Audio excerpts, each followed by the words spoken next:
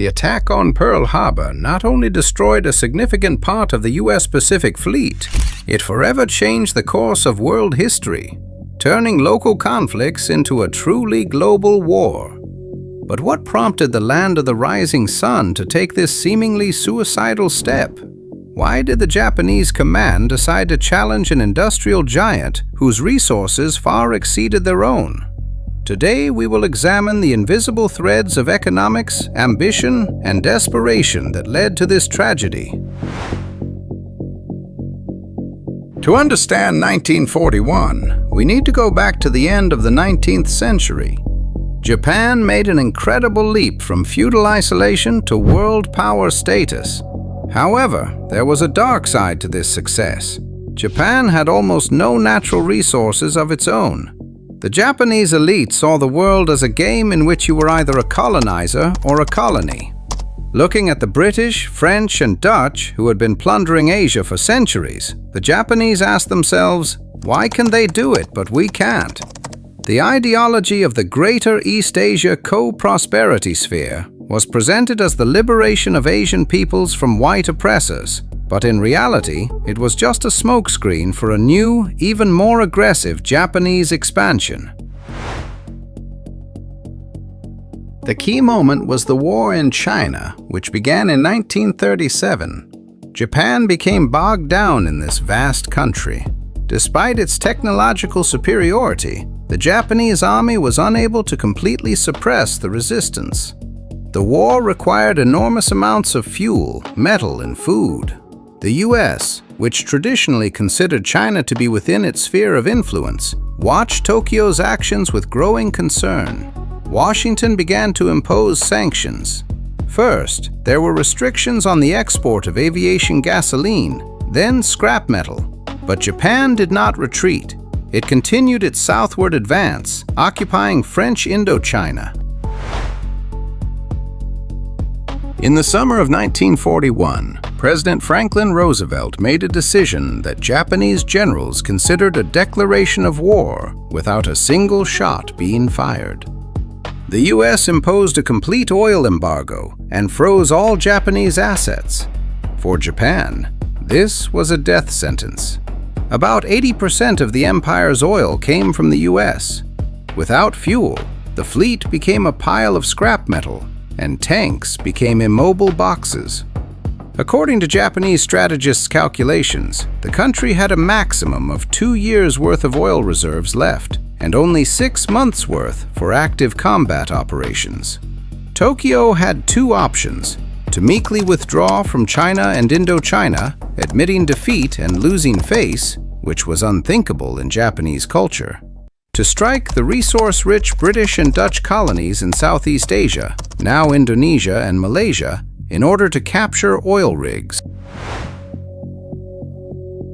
The problem was that the Philippines, which was then controlled by the US, stood in the way of the southern oil fields.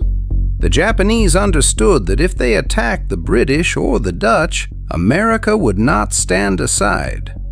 Admiral Isoroku Yamamoto, a man who had studied in the US and was well aware of its industrial power, understood that Japan would not be able to win a long war of attrition.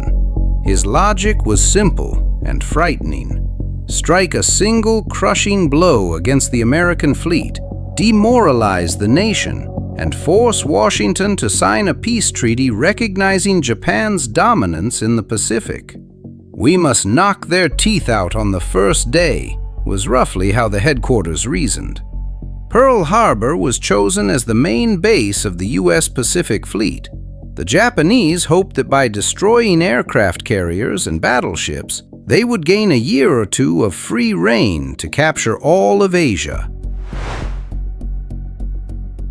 Japan's main mistake was underestimating American psychology. Tokyo believed that Americans were a pampered nation of merchants who would be horrified by the loss of their battleships and ask for peace. The effect was quite the opposite. The attack without a declaration of war, due to a delay in decrypting the note, the Japanese embassy delivered the document after the bombing had already begun, caused unprecedented fury in the United States. "Remember Pearl Harbor," This slogan united American society in a way that no politician could have done. The main reason for Japan's defeat lay not on the battlefields, but on the factory assembly lines. The war in the Pacific was a war of logistics and production.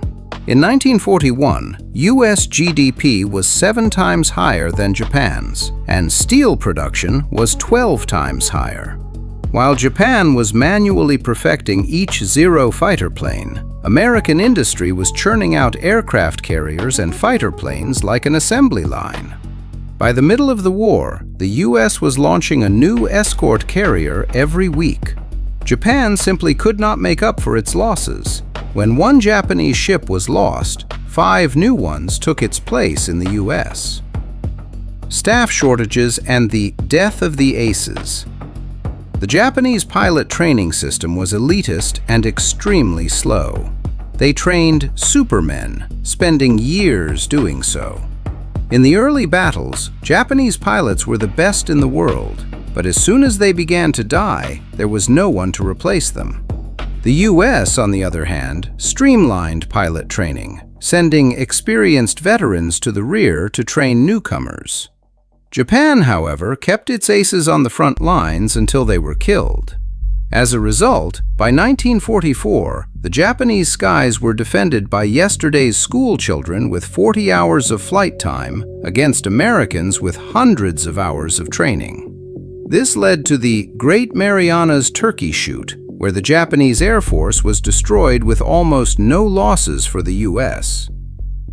Ignoring logistics and submarine warfare. The attack on Pearl Harbor was both an act of desperation and cold calculation.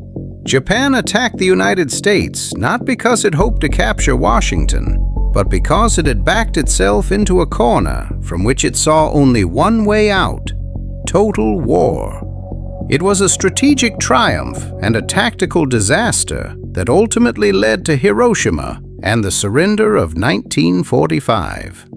The tragedy of that Sunday morning reminds us how economic sanctions, political pride, and misjudgment of the enemy can lead to a fire that burns entire empires. If you enjoyed this episode and would like to see more high-quality historical content, you can support the development of our channel.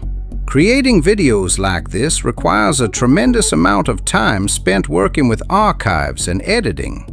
Your donations help the channel remain independent and release videos more frequently. You can find details for supporting us in USDT and other cryptocurrencies in the description below this video. Any help you can give is a huge contribution to our common cause. Don't forget to like, subscribe to the channel, and click the bell so you don't miss the next chapter of our story. See you in the next episodes.